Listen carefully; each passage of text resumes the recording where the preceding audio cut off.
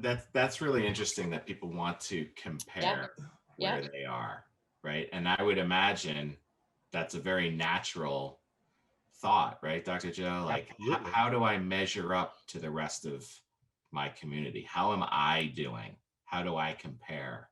Right.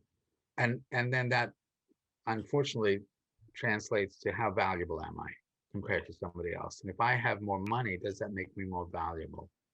And I don't know. I'm not sure that money is the yardstick of value, but it sure is. I mean, there's so many things in our world that if you don't have this money, you don't get to do these other things. That's a whole nother sort of social justice discussion, perhaps. But I am curious if somebody does come to you, Alyssa, and they are 62 and they're trying to retire, what do you assess? I assess, of course, what their assets are, but the most important thing is what are your assets relative to your needs.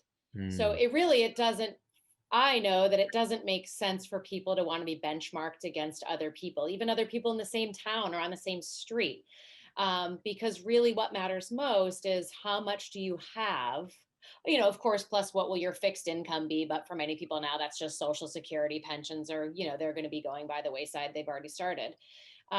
So it's really, well, what do you have? And how does that compare to basically your lifestyle and what are your needs? Someone that has $1 million and spends $3,000 a month is going to be quite well off at 62. Someone that has $1 million and spends $15,000 a month isn't. So it really comes back to, um, well, it comes down to their lifestyle, and actually that kind of comes back to the discussions we've been having about status and pressures and all those things. Some people live a lifestyle not because they um, I think part of some people's lifestyles are they're sort of pressured into it, or they um, I guess what I'm saying is not all, I don't know, not all their decisions are their own. I think that if people really sat down and evaluated where their money was being spent, they might make some changes and kind of, start really thinking about what they value. That's I'm using value sort of in a different word than you Yeah. are in terms of what they value in their, well, maybe not in their life.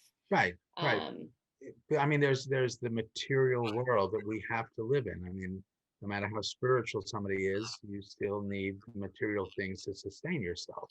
yeah. Um, what about people who still have like large mortgages, and they don't know whether they want to like still live in a big house, whether they can just downsize. I mean, there's there's there's so many permutations. I mean, there Yeah. must be as many permutations as there are people.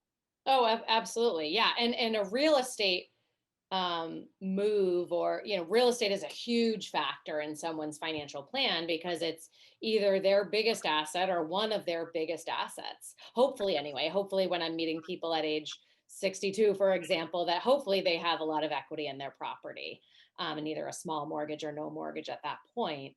But yeah, real estate is a big variable. Having said that, there's not um, I've been in this business about 20 years. There's not a lot of people that really significantly downsize anymore in terms of taking hundreds of thousands of dollars off the table. It certainly happens, but in our area of the world, unless someone's moving, like right now, there's a lot of people, seems to be a lot of people moving to the Carolinas. For a while, it was Florida. But unless you're moving to somewhere else in the country that is significantly less expensive from a real estate perspective, um, I just don't see as many people taking as much money off the table as maybe they think they are, or they will be, or that they really need to be. Because like how many, you know, 1,800 square foot brand new ranches are there around here? There's not that many, number one, and they're $700,000, right? So are you really downsizing that much, if you're making a real estate move in retirement and selling off the colonial and moving to the ranch? You know what I mean? There's not that much of a difference anymore.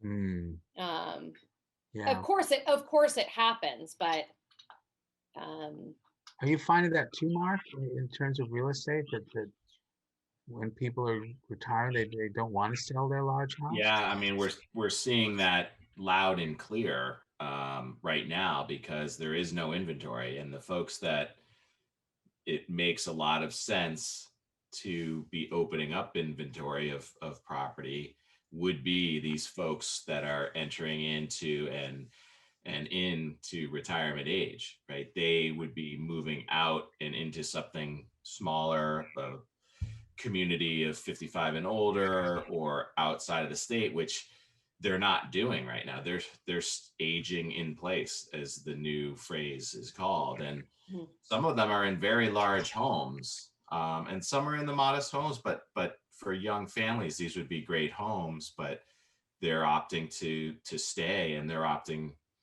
to stay a lot of times, unfortunately, because they've probably paid off their mortgage and they don't want to think about having another mortgage when, again, another financial conversation. But I mean, interest rates are so low. It's like, why not have a mortgage?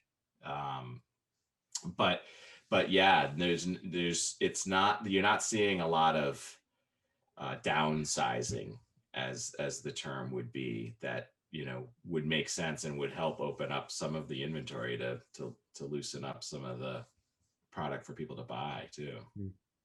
Well, I want to be sure that we don't get downsized by our sponsors either.